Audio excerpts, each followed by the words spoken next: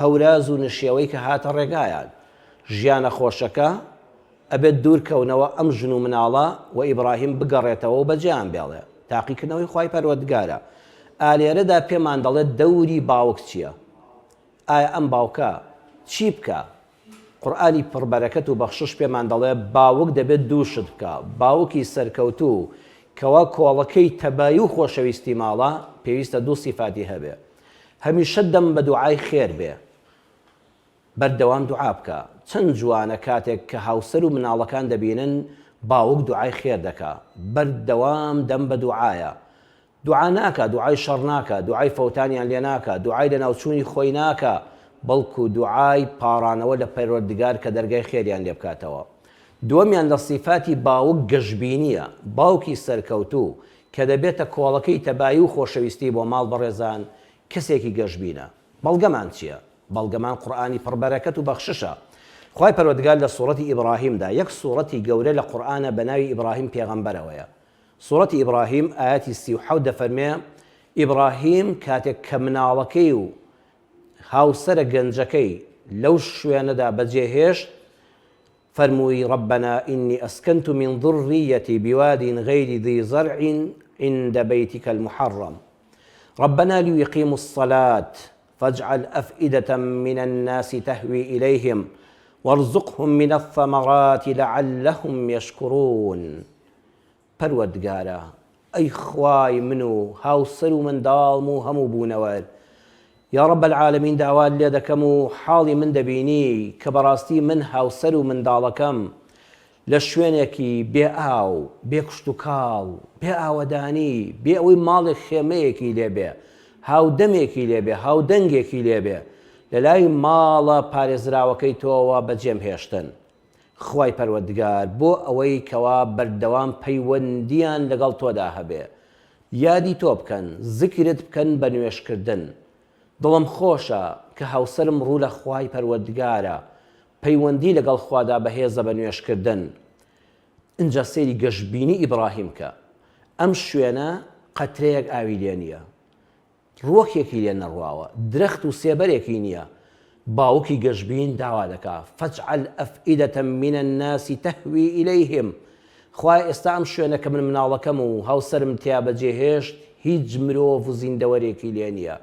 یا ڕەبی خوایە کۆمەڵە خەڵکی باش بنێری ببن بە هاودەنگ و هاودەمیان. ئەوە یەکەم. دووەمیان وەرزقهم من الثەمەرات، خوایە گەشببینم بە ڕەحمەتی تۆ، بۆ تۆ ئاسانە ڕزق و ڕۆزێکی یەکجار زۆری فراوانیان بەسەرا ببارێنی. لعلكم تشكرون، لعلهم يشكرون. بۆچی ئەمە؟ دەوری باوک زۆر گرنگە، خوایە بۆ ئەوەی سوپاسگوزاری تۆ بن.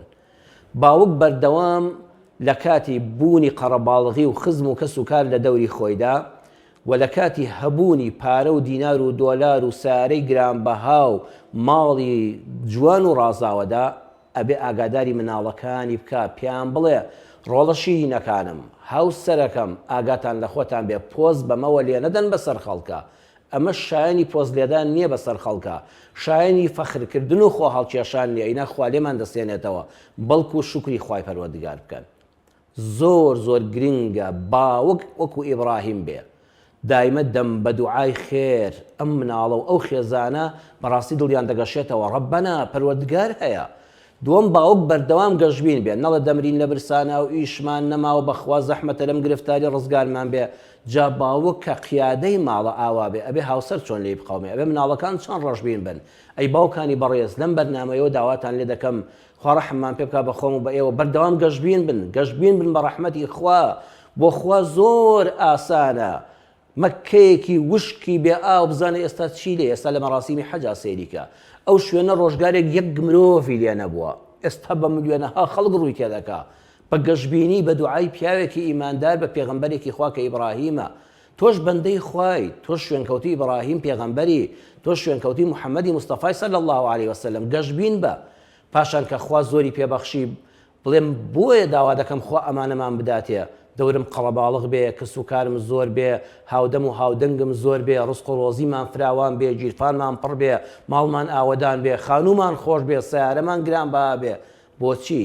بۆی شانازی بەسەر خەڵکا بکەین بەسەر خزمەکان ما بکەین پۆزیان بەسەرا لێدەین نابعکسەوە ئەوە نیشانی لێ تێکچوونە لەعەلەهم یەشکوڕون بۆی بڵێن یا ڕەبی خوا سوپاست دەکەین خوا شکرانە بژێری تۆین ئەمە هەمووی هی تۆیە بۆیە الولد مجبینة مبخلة محزنة الله چەند جوانە کە بووی بە باوک بەڕێزان ئەبێ ترسنۆک بی ترسنۆکی بۆ هەموو کەس ناشرینە بەس تۆ کە بووی بە باوک بووی بە خاوەنی مناڵێک دوو مناڵ عیبە ئەمجا شەڕانی بی ئەبێ بارقۆڵتر بی جاران شەڕێکیشت کردا دوو ڕۆژ دەچویتە زیندانەوە ساڵێک حکم دەدرای ئێستا تۆ باوکی ئەگە خوا نەخواستە تووشی دوژمنایەتێک بی مناڵەکان دەبێت لە مەکتەب بێنیتە دەرەوە ئەم شار و شاریان پێ بکەی بیان شاریتەوە ئەگەر ڕاشگەی لە دەست یاسا ئەگە خوا نەخواستە تۆ لە زیندان نابی خێزانت تووشی چی دەبێ ئێستا تۆ ڕۆژ هەتا ئێوەر کاسپی دەکەی مناڵەکان محتاجن ئەگە لە زیندان نابی ئەگە بکوژرێ و بێ باوک بی ئەگە مناڵەکەت بکوژن لەسەر دوژمنایەتی تۆ وەیە کە بووی بە باوک تۆزە لە غیرەتی خۆت بێنە خوارەوە ناڵم خوا نەخواستە بێ غیرەت بە بەڵام تۆزە ترسنۆک بە ترسنۆکی بۆ باوک جوانە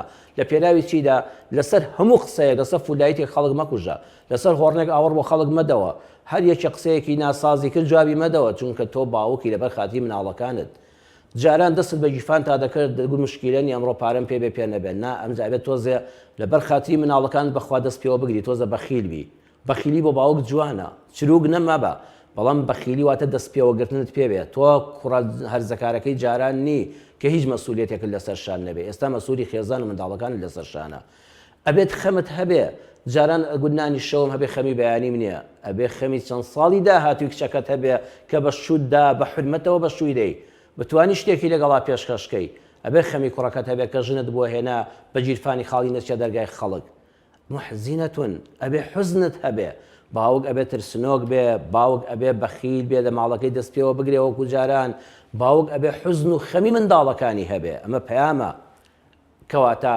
خاڵی یەکەم پێیوتین ئیبراهیم بەڕاستی باوکێکی دڵسۆزی پڕتەبایی ناو خێزان و پڕ لە خۆشەویستی بۆ هاوسەر و مناڵی بەڵام تاقیکردنەوەی خوای قبوڵە دووەمیان دەوری دایک هاجرە خاتون کاتێک ئیبراهیم لەگەڵ مەلۆتکەکەیە بەجێ هێشت ئیبراهیم بەجێ هێشتن سێ جار لە صحیحی بوخاریدا ژمارەی فرموودە لە صحیحی بوخاریدا 3364 فرموودەی صحیحی پێغەمبەرە صلی الله عليه وسلم سێ جار هاواریکی یا ئیبراهیم بۆ شوێمان بەجێ دێڵی هەندێک خورما و نانمان لایە هەندێ ئاو کوپەیەک ئاومان لایە باشە من لەم شوێنە چۆڵەدا تۆ پشتت تێکردین و دەڕۆیتەوە باش ئێمە چی بکەین ئاخری ئیبراهیم سۆزی باوکایەتی سۆزی هاوسەری نەیەتوانی ئاوەڕداتەوە بۆ لایەن چاوەکانی پڕ لە فرمێسکە هاجرە خاتون ئەوەنەی فەرموو الله ئەمەڕەکە بهذا خوا فەرمانی پێکردووی بەم کارە وتی بەڵێ قالت ئیذەن لا یضەیعونا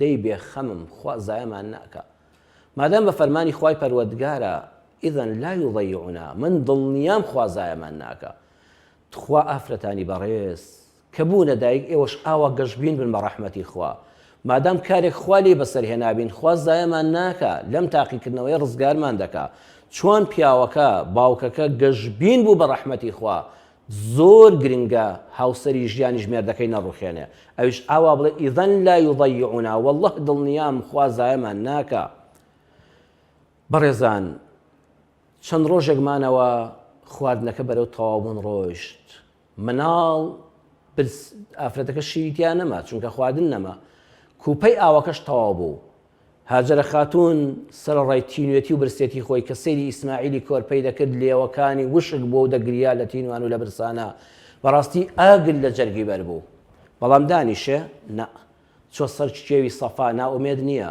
خۆ هیچ دیار نییە بەڵام نائڕۆم لەسەر کێوی سەفاوە سەیری کرد بە چوادەوری خۆیان هیچ مرۆڤێک دیار نییە ڕای کردە خوارەوە بە گورگەلۆقە ماوەیەک ڕۆیشت دوایی چۆتە سەر مەڕوە هاتەوە ڕۆیشتەوە حەوت جار ئێستا تۆی حاجی کە چوویت یان خوا بەنسیب هەموو لایەکمانی کاکە دەچی ڕێک ئەو شوێنە دەبێت بێتەوە بەرچاوت حەوت جار بەڕاکردن و گورگەلۆقەی ڕۆیشتووە لە بینی سەفا و مەڕوەدا هەر ناومێد نییە جاری یەکەم جاری دووەم نەیوت بەخوا خۆ هێستا هیچ کەسم نەبینی تا چاو بڕکە چۆڵەوانیە و بێرونە نە ئاو هەیە نە باڵندەیەکی لێ نە مرۆڤێک دەبینم نە ئاژەڵێک دەبینم دیارە هیچی لێ نییە چۆکی دانەدا جاری یەکەم هەوڵ بدا جاری دووەم هەوڵ بدا حەوت جار هەوڵ بدا هەر ناومێد مەبە سبحان الله لە جاری حەوتەما کە ئاوەڕیدایەوە سیرەکە یەکێک لەژێر قاچی ئەو مناڵەیە کە ئیسماعیلی هەڵقڵاوە ئاوی زمزم خوای پەروەردگار ئاوی زەمزەمی پێبەخشین ئەو ئاوەی کە هەتا قیامەت دەمێنێتەوە.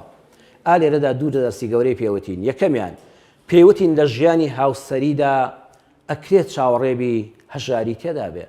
بەخوا کە بووی بە ژن و مێرد و خاوەن مناڵ قەت چاوەڕێمەکە هەموو ژیانت هەر دەوڵەمەندی بێت. لە ژیانی ژن و مێردایەتیدا بەڕێزم بینەری بەڕێز هەژاری تێدایە، دەربەدەری تێدایە، ئەوە تام خێزانە دەربەدەرمون لە نیشتیمانی خۆیان، کرێچێتی تێدایە، چوونە دەرگای خەڵکی تێدایە، نەخۆشی تێدایە، دوورکەوتنەوەی مێرد و هاوسەری تێدایە. جاری وایە هاوسەرەکە بۆ کەسابەت ئەبێ بڕوا بۆ شارێکی تر، بۆ وڵاتێکی تر، بە ساڵ جار هەیە نایەتەوە، بە مانگ نایەتەوە بۆ خوێندن.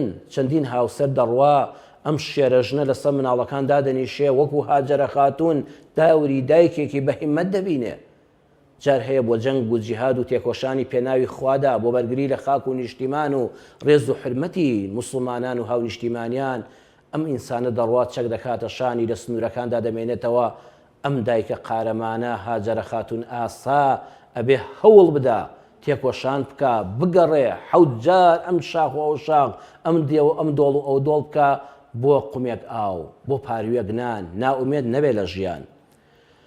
هاجەرە ناشکوری نەکرد، بەداخەوە دایکانێک هەن بوونە دایکیش دایمە دەم بەگلەین، بەڵام نا هاجەرە خاتون ڕۆژ لە ڕۆژانی خوا ناشکوری نەکرد، بڵێ خوابی بڕێ شوم کرد و حەسامەوە ئەوە کەی ژیانە، بەخوا منیش پیاوم هەیە لەم شوێنەیە بە کوندەیەک ئەو تۆزە خورما بەجێ هێشتین و مناڵێکی ساوای بەسەر منە بەجێ هێشتەوە بەبێ پارە و پۆڵ بەبێ کەس و کار. نەیوت ئەمە کەی ژیانە، نا هەوڵیدا ڕای کرد، زمانی گلەیی و ناشکوری نەبوو. ژنیش بەرپرسیارەتی لەسەر شانە. ئەگەر دایک ئاوا بوو بەڕاستی دڵنیا بە دەرگای ڕەحمەتی خوا لەسەر دەکرێتەوە. دەرسی دووەم لە ئاوی زمزما پێوتین خێزانی تەباو پڕ لە خۆشەویستی ڕزقیان لە زەوی ڕق بۆ دەردێ، لەو زەویە وشکە ئاوی زمزم هاتە دەرەوە. بەرهەمی خێزانێکی تەباو پڕ لە ژیانی خۆشەویستی. وەڵڵاهی ئەزیزانی خۆم دڵنیا بە هەر ژن و مێردێک ئاوا تەبابن، ئاوا ڕوو لە خوابن و متمانیان بە ذاتی ئەڵڵاه هەبێ سوبحانەه وتەعالا. دڵنیا بە ئەزیزم لە زەوی ڕقەوە خوای پەروەردگار خواردنیان بۆ دێنێتە دەرەوە، پارەیان بۆ دێنێتە دەرەوە. ناوبڕێکمان هەیە دێمەوە خزمەتتان. بسم الله الرحمن الرحیم. سڵاوی خوای پەروەردگارتان لێبێ بینەرانی بەڕێز هاتینەوە خزمەتتان. وتمان دوای ئەوەی خوای پەروەردگار ئاوی زمزمی بۆ ناردن، یەکێ دەپرسێ باشە بۆچی خوای پەروەردگار زێڕی بۆ نەناردن، بۆچی پارەی بۆ نەناردن، بۆچی خواردنی بۆ نەناردن؟ لە وەڵاما دەڵێن ڕزقی خوای پەروەردگار خوا خۆی دەزانێت چی بۆ تۆ باشە. ئەگەر کوپەیەک زێڕ بۆ هاجەرە خاتون بنێردرایە لەوە چوو خەڵکانێک بەوێ پات نایە و لەسەر پارەکە بیان کوشتایە، ئەو پارەیە بۆی بووە بە نەهامەتی. ئەگە خواردن بواە دوای چەند ڕۆژێک خواردن و خواردنەوەکە تەواو دەبوو. بەڵام ئاوی زمزم خوای پەروەردگار کە بەخشی بەو خێزانە تەبایە یەکەم هەتا درێژایی مێژووی مرۆڤایەتی تا قیامەت ناویان بە زیندوێتی دەمێنێتەوە. هەر کاتێ ئاوی زمزم دەبیستی یەکسەر ماڵی ئیبراهیم و هاجەر و ئیسماعیل دێتەوە یاد. دووەمیشان ئەم ژنە پێیوتین ئافرەت کاتێک کە هاوسەری لەوێ نییە بەرپرسیارەتی و مەسئولیەتی ماڵی دەکەوێتە سەرشان پێویستە بە هیممەت بێ. هات عەقدێکی کرد لەگەڵ ئەو هۆزەدا کە جورهومیەکان بوون، بینیان بەهۆی ئەوەی دیارە ئاو پەیدا بووە، باڵندەکان لە ئاسمان و لە شوێنێک دەنیشتنەوە، کەسێکیان ناروتی بەڵێ کانیەک ئاوێکی زۆر سازگار و خۆش لەو شوێن هەڵقڵاوە، ژنێک و مناڵێکی لێیە. هاتن وتی بۆتان هەیە لێرە نیشتەجێ بن، بە هاودەمی و هاوئەنگی و دراوسێتیتان زۆر خۆشحاڵم، بەڵام عەقدێکتان لەگەڵ دەکەم، ئەم پارەتان ئەم ئاوەتان پێدەفرۆشم بۆ بژێوی خۆم و منداڵەکەم و ئەوانج ڕازی بوون. کەواتە ژنی ژیر دەتوانێت تەداخولی بواری دارایی ماڵەکەی بکە و لە غیابی مێردەکەیدا کاروباری ماڵ هەڵسوڕێنێ. بەڕێزان ئێمە بەرنامەکەمان ڕاستەوخۆیە، جەنابتان لە ئێستاوە دەتوانن پەیوەندی بکەن تا من هەندێک لە وەڵامی پرسیارەکانی ئێوەی بەڕێز دەدەمەوە کە بە پرسیار بۆمان هاتووە لە ڕێی پەیجەکەی کەناڵی دیمەنەوە. چاوەڕێی تەلەفۆنەکانی جەنابتانین. پرسیاری بەڕێزێک دەڵێ مامۆستا پرسیارێکم هەبوو، ئایا خۆشەویستی وەک هەر شتێکی تر پێویستە بشاردرێتەوە لەبەر چاوزار؟ بەڵێ بە دڵنیاییەوە ئەلعەین حەق، فەرمودەی پێغەمبەر صلی الله عليه وسلم، بەڵێ چاوەزار بوونی چاوی پیس حەق و ڕاستە حەق و ڕاستە و مرۆڤ تووشی ناڕەحەتی دەکا و کاتێک کە ژن و مێردێک زۆر خۆشەویستێکی بەهێز لە نێوانیاندایە باشتر وایە بۆ هەموو کەسی باز نەکەن ئیلا مەگەر کەسێک بە خۆشحاڵیەکەیان زۆر خۆشحاڵ بێ کاتێک کە بزانێ ئەم ژن و مێردە بەیەکەوە ئەوەندە خۆشحاڵن ئەوەندە تەبان ئەوەندە خۆشەویستی بەهێز لە نێوانیاندا هەیە ئەم بەڕاستی خۆشحاڵ بێ و دوعای خێر و بەردەوامی خۆشەویستیەکەیان بۆ بکە بۆ ئەوی باسکەن قەی ناکە بەڵام تو هەر میوانێکت بێ و هەر هاوڕێ و برادێکت کە لە ناخی دڵ و دەرونی ئاگادار نی نازانی تا چ ڕادەیەک خۆشەویستی بۆ تۆ بەهێزە یان بەهێز نییە ضرور نییە ژنێک بڵێ بەڕاستی هاوسەرەکەم ئەوەندەی خۆش دەوم ئاوا بە شێوەیە لەگەڵ ما باشە پیاوێک بە هەمان شێوە باسی خۆشەویستی هاوسەری بکە بەو شێوەیە دەتوانێت پرسێ ژیانتان چۆنە بڵێ سوپاس بۆ خی گەورە خراپ بنین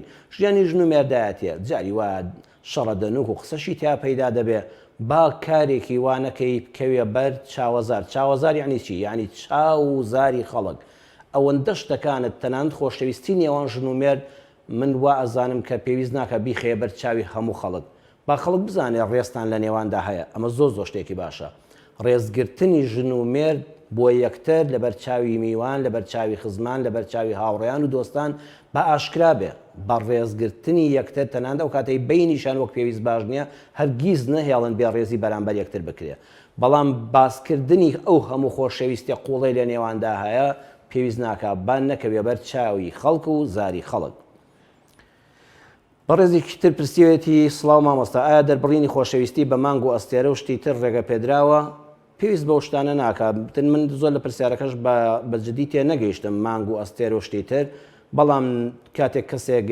خۆشەویستی بۆ هاوسەری دەردەبڕێ هەر لە ناو مۆبایلەکەیدا کاتێک کە خەزنی دەکە پێویست ناکە بنووسێ داکی فڵان کەس تر بنووسێ بیان ژنێک بۆ مێردەکەی باوکی فڵان کەس بەڵێ پێویست ناکە لەو کاتەدا بنووسێ ناوی هاوسەرەکەی دەتوانێت بنووسێ هەناسەکەم بنووسێ دڵەکەم بنووسێ هەموو شتێکم با ئەوە خۆشەویستی بۆ دەربڕیترە و مانگواستێریەوە ئازانم ناوێ بەڵە پەیوەندی بە ڕێزێکمان لەگەڵدایە بە فەرمێ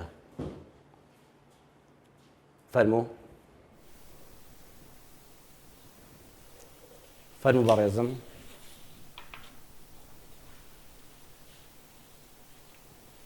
ئەگە پەیوەندەکە لە سەرخەتە با فەرمێ گوێبیستی دەبین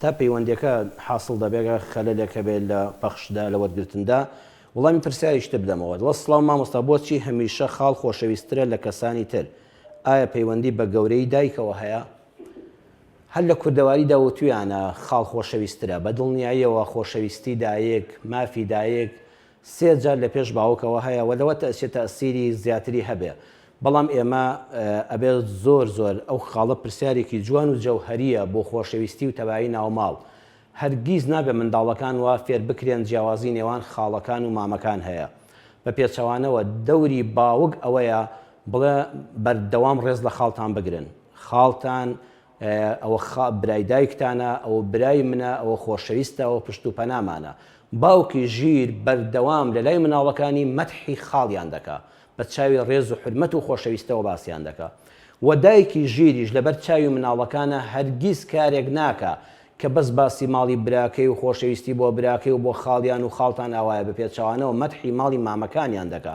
ئەڵێ مامەکانتان بەڕاستی کەسانی زۆر بەڕێزن زۆر باشن پشت و پەنای ئێوەن برای باوکتانن کەواتە بەو شێوەیە منداڵەکان هەز ناکەن جیاوازی لە نێوان خاڵ و مامدا هەیە و بە هەر لایەکیشە بکەوێ بۆ نمونە ئەگەر باوک زانی مناڵەکان دایکیان فێری کردوون بەس خاڵیان ئێویش کەسایەتی خۆی هەیە هەستی خۆی هەیە سیلێ ڕەحمی خۆی هەیە هەست بە ناڕەحەتی دەکا و بە پێچەوانەشەوە ئەگە منداڵەکان تەنها مامەکانیان بوێ ئەو دایکەش هەست بە نوقسانی خۆی دەکا بۆیە خێزانی تەباو پڕ لە خۆشەویستی ئەوەیە وەکو عەرزم کردن دایک بەردەوام ڕێز و حرمەت و خۆشەویستی بۆ مامەکانی منداڵەکانی دەرببڕێ و لەبەر چاویان بە گەورە سەیریان کە و ناویان بێنێ و باسییان بکە و خزمەتیان بکە کاتێککە هاتن لەگەڵ براکانی خۆی فەرقی نەکا باوکی ژیر و عاقڵیش لە لای منداڵەکانی بە هەمان شێوە چۆن باسی ڕێزی براکانی خۆی دەکا ئاوا باسی ڕێزی ژنبراکەی کە خاڵی منداڵەکانی دیکە دەکا بەڵام ئەوە بەدڵنیاییەوە دایک محەبەتی تایبەتی و ڕێزی تایبەتی خۆی هەیە و بە هەمان شێوەش دەکرێت کە خاڵ خۆشەویستە مام خۆشەویستە ئەمانە هیچیان زیاد نین دەتوانرێت کاتێکە بوترێ مام خۆشەویستتریان خاڵ بە مناڵ بڵێ ئەم چاوە ئەو چاوە کامیان خۆشەویستنەوە هەردووچیان وەکو پێویستن بە دڵنیاییەوە مامەکانیش خوابیدا هەر خۆشەویستن خاڵەکانیش هەر خۆشەویستن باوک و دایک هەردووچیان کۆڵەکەی ماڵن ئەوانش کە لەوانەوە پەیدا بوون مام و خاڵەکان هەر نوری چاومانن. پرسیارێکی ترمان هەیە دەڵێت سەلام عەلەیکم مامۆستای ئەزیز دەستخۆشی پرۆگرامەکە لێ دەکەین خوا پاداشتانداتەوە ئەزیزم مامۆستا چ دوعایەک بکەی بۆ ئەوەی بێ بە خۆشەویستەکەت ئێمە دوعایەکی ئاوامان نییە یا من نازانم والله ئەعلەم کە ئینسان دوعایەکی تایبەت بکە بڵێ پێغەمبەر صلی الله علیه وسلم ئەمەی فەرمووە بەڵام ئینسان خوای پەروەردگار بە زمانی هەمومان تێدەگا ئەو کاتێک کە ویستت کەسێکت هەڵبژارد بە نێتێکی پاک بە خۆشەویستێکی پاک و بێگرد بە نێتی بەجێهێنانی ژیانی هاوسەری نەک دەست پێگەرمکردنەوە و هەوەسبازی ئەویان جیاوازە لە خوای پەروەردگاری خۆت پاڕێەوە سەڵات و ئیستیخارەمان هەیە لەخوا پاڕیتەوە لە ناخی دڵەوە دوای کردنی دوورکان نوێژ بڵێ یا ڕەبی خوای پەروەردگار من بە ئەو عژیری و عەقڵەی کەوا هەم بووە بەو پرس و ڕاوێژەی کە بە کەسانی ژیر و دنیادیدە و ناسراوی ئەو بنەماڵم کردووە یا ڕەبی خوایە وا ئەزانم فڵان کچە بۆ هاوسەری ژیانی من گونجاوە یان کچێک کە دوعا دەکا یا ڕەبی خوایە من وا ئەزانم ئەو کوڕە بۆ هاوسەری ژیانی داهاتووم بوونی بە باوکی منداڵی داهاتوم شیاوە بە کەسێکی دیندار و ڕەوژبەرزی دەزانم ئەمجا بم منێتە پاکە لە ناخی دڵەوە دڵت لە هیچ شوێنە نەبێ بڵێ یا ڕەبی خوای گەورە ئەگەر ئەم خۆشەویستیم بۆ کەسی بەرامبەر ئەبێتە مای خێر و بەرەکەت حەسانەوەی ژیانی داهاتوو ژیانێکی پڕ خێر و خۆشەویستیەکی هەمیشەی تا بەهەشتی شەربەیەکەوە بین یا ڕەبی خوای پەروەردگار کارمان بۆ ئاسانکەی یا ڕەبی خوای ئەگەر ئەم ژیانەش ئەم خۆشەویستی کە بۆ بەرامبەر هەمە تۆ زاتێکی عەلیم و خەبیری بە داهاتوو بە شتەکان کە من نایانزانم ئەگەر لە داهاتوودا نابینەمای خێر و بەرەکەت بۆ یەکتر نابینەمای سوکنا و ئارامی و سەکەن بۆ یەکتر مەوەدە و ڕەحمە لە بینمانە دروست نابێ یا ڕەبی خوای پەروەردگار داوا لێ دەکەم کەسێکی شیاوتر بۆ من و کەسێکی شیاوتر بۆ ئەو دیاری بکەیت بەڕێزان زۆر شت هەیە زۆر کەسیش هەیە لە دنیادا و نمونەی بەرچاویشمان منیش و تۆش دەیزانین چەند کەس ئاواتی بۆ هاوسەرگیری لەگەڵ کچێکا بکە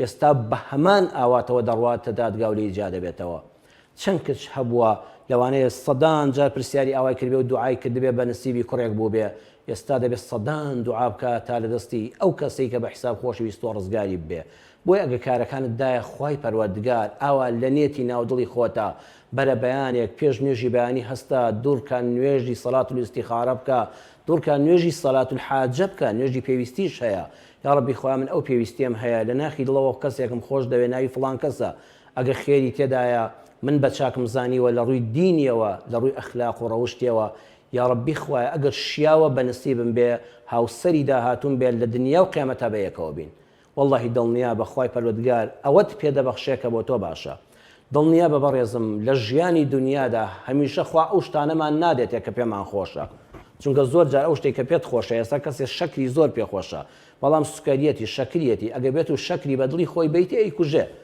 دنیاش ئاوایە خوای پەروەردگار هەندێک شتت لێ مەنع دەکا چونکە ئەو عەلیم و خەبیرە بەداهاتوو ئەمە بۆ تۆ زەرەری هەیە بەڵام بە دڵنیاییەوە ئەو شتانەمان پێدەبەخشێت کە بۆ ئێمە باشن و لە دوا ڕۆژی ژیانیشدا لە دوای چەند ساڵێک و لە قیامەتیشا پەردە لەسەر نهێنیەکان لا دەدرێ و هەموو ڕاستیەکانمان بۆ دەردەکەوێت پێم خۆشە بچینەوە خزمەت پرسیارێکی تر کە بەڕێزێک نووسیوەتی سڵاو مامۆستاگیان هیوادارم بە هیوان باشیتانە پرسیارەکەم ئەوەیە خۆشەویستی سروشتی مرۆڤە بۆچی ئاین بەو سروشتەی مرۆڤ قەڵسە سڵاو بۆ جەنابی شەرمنی شیوای باشی بۆ بەڕێزت دەخوازم ئەزیزم بە دڵنیاییەوە خۆشەویستی سروشتی مرۆڤە ئەگەر کەسێک گەیشتە حەدی باڵغبوون لە جنسی نێرومێ لە کوڕ و لە کچ گەیشتە حەدی خۆناسین کە پێ دەوترێت باڵغبوون لەو کاتەیە هەر کەسێک هەستی خۆشەویستی بۆ ڕەگەزی بەرامبەر نەبێ ئەوە نیشانی خەلەلێکی تێدا هەیە ئەوە پێویستی بە پشکنینی دکتۆر هەیە پێویستی بە دەروونناس هەیە بەڵام ئەم خۆشەویستیە وەکو خۆشەویستی چۆن بۆ دایک و باوک هەیە خۆشەویستی بۆ برا و خوشک هەیە خۆشەویستێکی شەیە کە بۆ ڕەگەزی بەرامبەرە ئەم خۆشەویستیە نابێت لەگەڵ هەوەسبازیدا تێکەڵاو بکرێت لە جۆرەکانی خۆشەویستیدا ئەگەر دەرفەت بێ دێمە سەری من عەرزم کردن بەرنامەی ڕابردوو باسی ئەومان کرد جۆرەکانی خۆشەویستی بەڵام چارەنووسی ماڵی تەباو پڕ لە خۆشەویستی کە هەندێکشی ماوە هەڵی دەگرم بۆ وتاری داهاتوو ئینشاءالله ئەوەی پێ قەتعکردم بەڵام پێتان دەڵم ئەزیزم لە کتێبی الذەریعە إلى مەکارم الشەریعە لە لاپەڕی 363 دا دەفەرمێ وەکو وڵامی پرسیارەکەی تۆ باسکردنی تەوەرەکەی خۆشم 4 جۆر خۆشەویستیمان هەیە. یەکەمیان ماکانە لیشەهوەتی، خۆشەویستیەک هەیە تەنها بۆ ئارەزووە، واتە کچ و کوڕێک باڵغ بوون، لە سەرەتای باڵغبوون و خۆناسینەوە شتێکی زۆر سروشتیە حەز بە ڕەگەزی بەرامبەر بکە. ئەمە تەنها بۆ ئارەزوەکانە، ئەمە پێی ناوترێ خۆشەویستی، پێی دەوترێ هەوەسبازی. بە دەلیلی چی؟ ئەم کوڕە ئەم کچەی بەدڵە، وەڵا بەیانی 4 ڕۆژێکە کچێکی دەدەبێنێ چێشکەی بەدڵە، کوڕەکە بە کچەکە بە هەمان شێوە کوڕێکی بینیەوە بە دڵیەتی، لەوازی وعدی شوکردنی پێدا بێت، دواتر کچێش کوڕێکیکە دەبینێ، واتە یەک بەدڵیان دەکە. ئەمە هەوەسبازیە، ئەمە ئارەزوو جوڵانە، دەیەوێت بە حساب حەزەکانی ناوناخی پڕکاتەوە. هەوەسبازی لەگەڵ خۆشەویستی ڕاستەقینە لە یەکجیان، ئەمە ماکانە لیشەهوەتی، ئەمە بۆ ئارەزووە. بۆیە ئیسلامی ئێمە دینی حەق و ڕاستی هەرگیز لەگەڵ ئەو خۆشەویستەی کە دەکەوێتە نێوانی ژن و مێردێکەوە بە تایبەتی دوای چوونەکە ژاوی هاوسەریەوە، واتە خۆشەویستەکە ئەبێ بوونی هەبێ، وەکو دەنکە تۆوەکە وایە نابێت کوڕ و کچێک بە یەک بگەن بەبێ ئەوەی لە ناخەوە یەکتریان خۆش بوێ. هاوسەرگیری لە ئیسلامدا بە شێوەیەک نییە کوڕ و کچ یەکتریان نەبینی بێ حتا ڕۆژێکە بووکەکەی بۆ دەگوازنەوە ئەمجا بزانە فڵان کەسی خواستووە. تەلەفۆنێکمان لەگەڵە، پەیوەندێکمان لەگەڵە چ بە ڕێزێکە با فەرمێ لە خزمەتیین. فەرموو.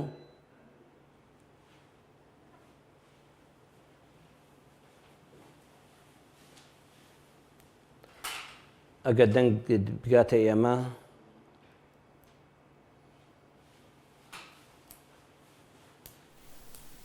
دارە بەڕێزانەوە ئەزانم گرفتێک لە وەرگرتنی پەیوەندیەکانماندا هەبێ، ئەماوەی کەم ئەڵقەمانە زۆر جار ئەو گرفتە تەکنیکیانە دروست دەبن. ڕێزی خۆتان تایبەتە لە لامان سوپاسی پەیوەندیەکانتان دەکەن کە مەحاولە زۆر دەکرێت، بەڵام دیارە لە لای ئێمەوە لە کەناڵەوە هەندێک گرفت هەیە هەتا دەچینە سەر سیستمی بەرنامە و ڕێکوپێکردنی ئەم پەخشە ڕاستەخۆی یەکەم بەرنامەمانە ببورن، ئەگەر خەلەلێکە بێ هەوڵیش دەدەین ئینشەڵا لە چاکردنین. بەڵام عەرزم کردن بەڵە فەرموو. بەڵە فەرموو بەڕێزم، بەڵە فەرموو گوێبیستی دەنگتم. وعليكم السلام ورحمة الله وبركاته. سڵاوی خوا لێبێ، سڵاوی خوا لە جەنابیشتان ئەزیزی من.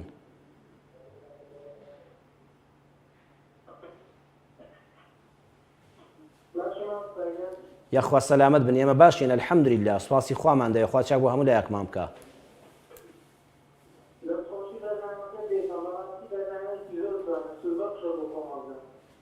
خوای پەروەردگار لێمان قبوڵ کە بیکاتە توێ شەبەرەی قیامەتمانەوە و ئینشاءڵڵا ئێمەش هەر نێت بەنێتی ئەوە بەرنامەکەمان داناوە کە ئینشاءڵڵا گرفتی کەسێک حەلکەین، دڵخۆشی بدەینە دڵێکی خەمبار، ئێوەش دوعای خێرمان بۆ بکەن.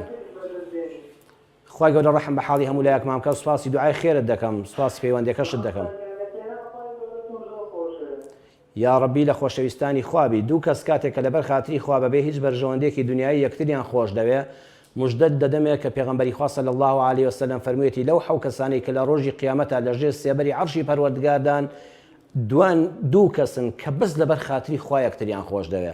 ومێدەوارم ئەم بەڕێزەش کە لەبەر خاتری خوا ئێمەی خۆش دەوێ، هیچ بەرژەوەندێکی دنیایی لە نێوانماندا نیە، خوا منیش و جەنابیش لەگەڵ تێکڕای ئیمانداران بخاتە ژێر سێبەری عەرشی خۆیەوە لەو ڕۆژەدا کە هیچ سایە و سێبەرێک نییە.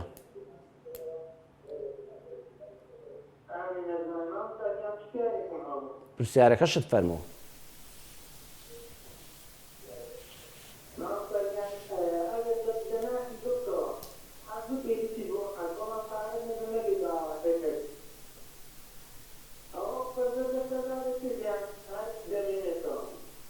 بەچاوان ئێستا وەڵام دەدەمەوە پرسیارێکی ئاسانە لەم بەرنامەیەدا بەڕێزان کاکەی بەڕێزیشم شەر نییە من نەعالمی عەلامەم نەوەندە کابرایەکی زانام بتوانم وڵامی هەموو پرسیارێک ڕاستەوخۆ بدەمەوە، من بەردەوام دەگەڕێمەوە بۆ کتێب، بەڵام ئەم پرسیاری بەڕێزت کەسێک کە لە ناخی دڵەوە ئاواتەخوازی حەجە، حەج لەسەر چییە فەرزە، لەسەر چییە گوناهباری قیامەتە کە لە قیامەتە لێ دەپرسرێتەوە کە حەجت نەکردو بۆ نەتکرد، بەڕێزم گوێبیستی وەڵامەکەت بە ئەگە پرسیارەکەت تەواو بووە. پرسیارەکە تەواو بوو، دەیخوای گەورە پاداش داتەوە خوا بتان پارێزی، ئێستا تەلەفۆنەکەت دابخەوە وەڵامت دەدەمەوە لە تەلەڤیزۆنەکەەوە گوێ بگرە. جانی من زۆر سوپاس. عزیزم ولله على الناس حج البيت من استطاع إليه سبيلا، حەج ڕوکنێکە وەکو نوێژ و ڕۆژ و زەکات وایە واجبە لەسەر ئەو کەسەی کەوا توانای جەستەیی هەیە، توانای ماڵی هەیە، واتە ئەوەندە پارەی هەیە کەوا کە دەڕوا بۆ حەج بژێویەکەی تەواو بێ، قەرزاری خەڵک نەبێ و هەروەها ماڵ و منداڵی لە ماڵەوە محتاج نەبن تا دەگەڕێتەوە، کارەکەی لە دەست نەدا بەهۆی حەجەکەیەوە، هەروەها ڕێگا ئەمن و ئەمان بێ، وڵاتی پڕ لە ئەمن و ئەمان بێ، تووشی مشکلەی ئاژاوی سیاسی و ئەوانە نەبێ. ئەو کەسە ئەگەر بەعەمدە نەچێ بۆ حەج بەڕاستی گوناهێکی گەورەی کەیش دۆدێ. بەڵام وەکو چۆک و جەنابەت لە ناخی دڵەوە کە حەزت لە حەجە بەڵام پارەکەت نییە، ومێدەوارم خوای پەروەردگار هەموو ساڵێکە حاجی دەڕوا بۆ حەج و تۆ فرمێسک بە چاوتا دێتە خوارەوە کە سەیری کەعبەی شەریف و تەوافی کەعبە دەکەی، ئەو خەڵکە دەبینی و خۆزگایان پێدەخوازی. ئەزیزم خوای پەروەردگار بە نیەتی ناودڵت دڵنیا بە ئەجر و پاداشتێکی هەرە گەورەت بۆ دەنووسێ و بەردەوامیش گەشببین بە لەخوا پاڕێەوە بڵێ خوای پەروەردگار بۆ تۆ ئاسانە. کاتێ ئیبراهیم دوعای کرد پەروەردگارە ئەو دەوری کەعبەیە ئەو شوێنە وشکە بکە بە ئاوەدانی، بیکە بە شوێنێکی پڕ لە ئاو و میوەهات و ڕزق و ڕۆزی لە هەموو دنیا ڕووی تێ بکە، گەشببین بوو خوش ڕێک بنێتی دڵی خۆی وەڵامی دایەوە. واللهی دڵنیا بە خوای گەورە ڕۆژگارێکی تەمەن ئەوەندەت پارە و سەرۆت و سامانی حەڵاڵ پێ دەبەخشێ کە ئینشاءڵڵا بە فعلی و بە کردار حەجەکەی ماڵی خوای پەروەردگار دەکەی، خوا پاداشت داتەوە.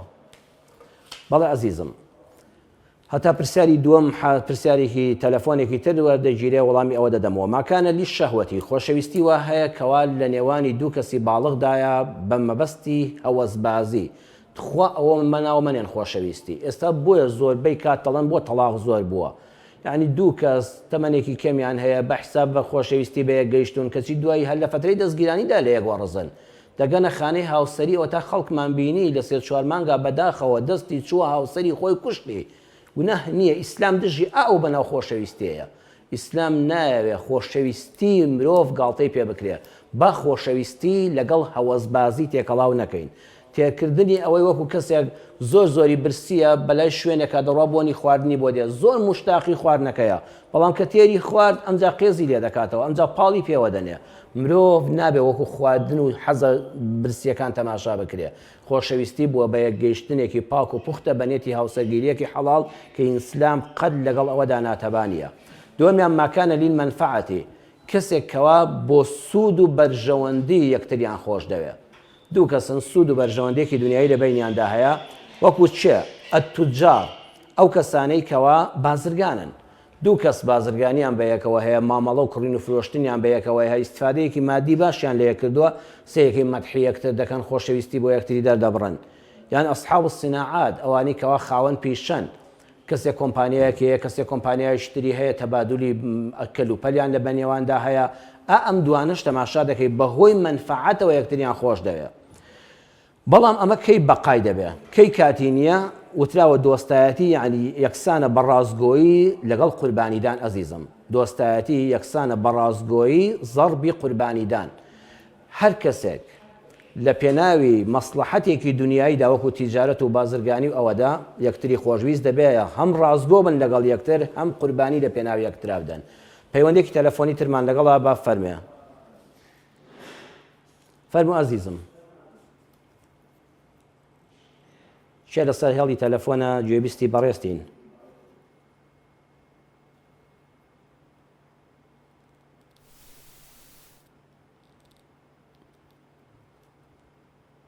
چێ لەسەر هێڵی تەلەفۆن بوو؟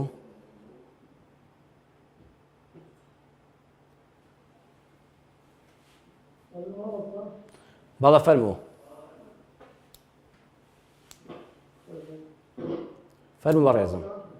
بەڵە قوربان گوێبیستم.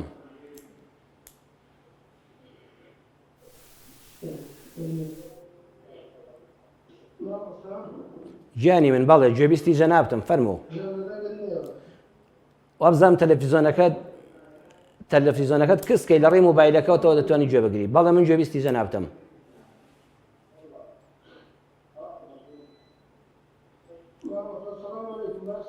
عليكم السلام ورحمة الله وبركاته. جنابتان چۆن؟ شکر باشن عزیزم.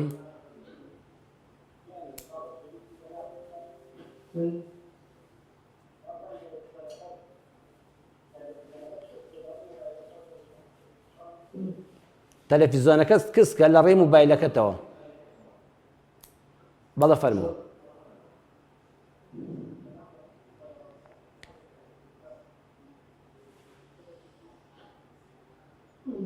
تۆ قسەکانت بکە من گوێبیستی دەنگی تۆ دەبم دواتر وەڵامت دەدەمەوە.